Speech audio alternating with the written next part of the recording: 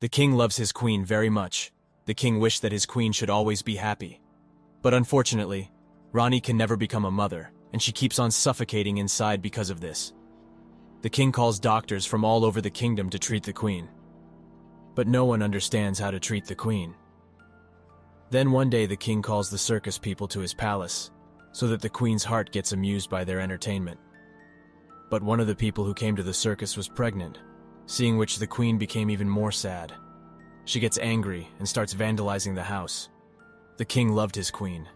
Raja assures Rani that he will do anything for her. The next day in the nighttime, a tantric of tall stature comes to the king. He says that with his remedy, Rani can become a mother.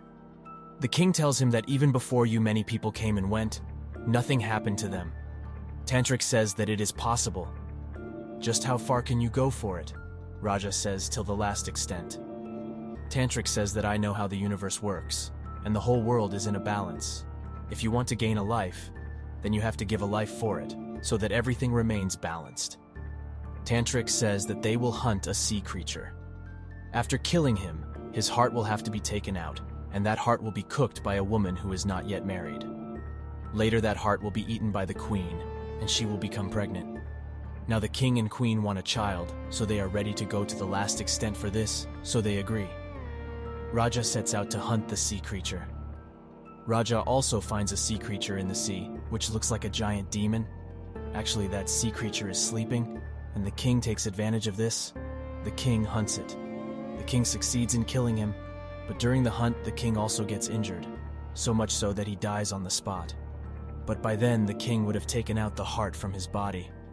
The queen wraps that heart in a cloth and brings it to the palace. There was a cook girl in the palace who was still a virgin. She was not married. The queen orders him to cook the heart for her, but while cooking the heart, she also gets a strange filling, and she also becomes pregnant.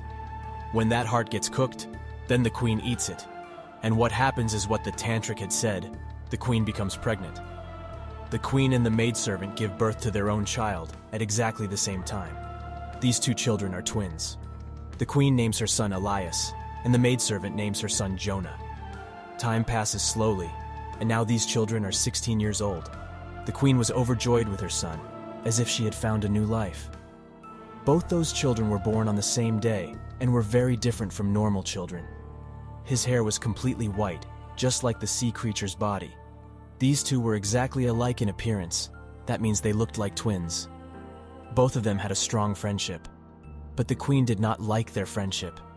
She used to explain to her son that you are a prince. You cannot be friends with a maidservant's son. But Ilias does not listen to his mother, and he used to meet her again and again. One more special thing about these two was that they could breathe even in water. These two often used to go to the same sea where their father had killed the sea creature. The queen warns her maidservant that if her son meets Ilias again, she will expel him and his son from the kingdom.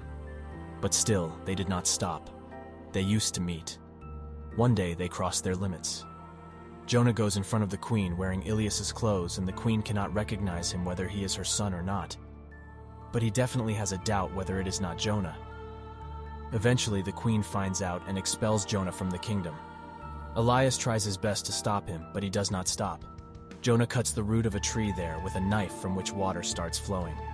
Jonah tells Ilias that as long as this water is clear, you should understand that I am alive.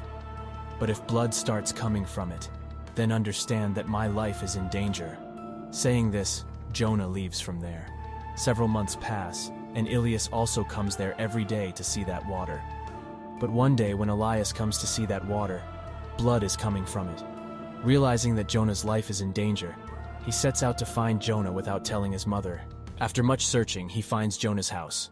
Jonah would have married a girl. Now, because the faces of both of them used to meet, Jonah's wife mistook Ilias for Jonah. On inquiry, he learns that Jonah had gone to the forest 5 days ago and has not returned yet. Now Elias goes to find Jonah. Here Rani gets nervous and starts looking for Ilias. She doesn't find Elias anywhere, so upset she calls the same tantric. That tantric once again makes the same demand that if the queen wants to bring back her son, then she will have to give her life in exchange for her life. The queen also agrees to this. After all, she is a mother. Jonah was trapped somewhere in the jungle and was injured a lot. Then a flying creature attacks him, tries to kill him. Hearing Jonah's screams, Ilias rushes to him and kills the creature with his sword. But that flying creature was his own mother, because that was the condition: life for life.